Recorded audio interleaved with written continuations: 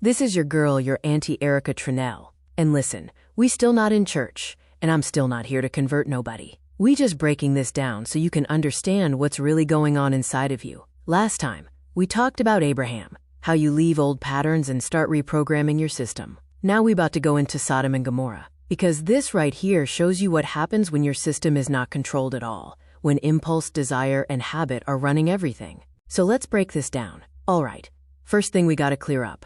Sodom and Gomorrah are not just cities outside. We bringing this inside the system. These represent a state where your body is completely driven by impulse.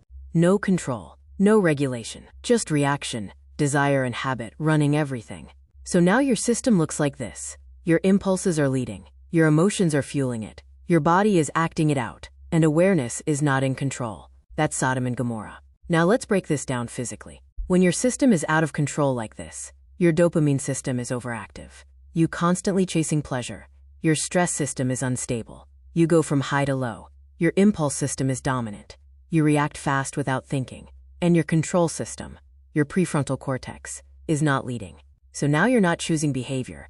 Your body is chasing what feels good in the moment. That's how people get stuck in cycles. Now let's talk about why this keeps happening. Because every time you act on impulse, your brain releases dopamine. That's your reward chemical. So now your brain says, do that again.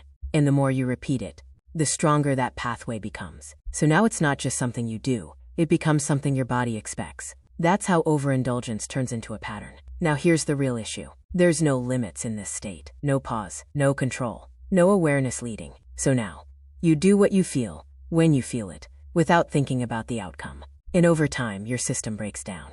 Your energy drops, your focus drops, your discipline disappears. That's what out of control looks like in the body.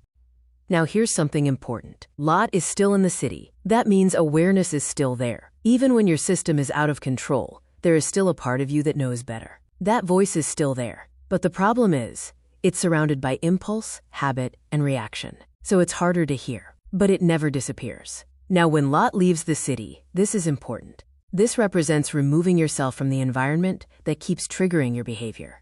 Because sometimes it's not just you, it's what you're around. Your environment, your habits, your triggers, all of that feeds your system.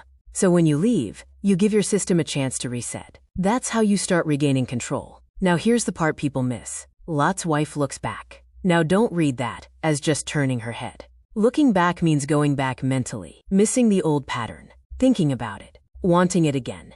And what happens? She gets stuck. Now let's bring that into the body. When you keep thinking about old habits, your brain reactivates those pathways. Now your body starts craving it again. Now you go right back. That's why people relapse. That's why people say, I was doing good. Then I went back. Because mentally, they never left. So Sodom and Gomorrah is not just a story. It's showing you what happens when your system is fully driven by impulse. No control, no regulation, just reaction and habit. But it also shows you something else. Awareness is still there. You can still leave, but you can't keep looking back. Because if you do, you'll fall right back into the same pattern.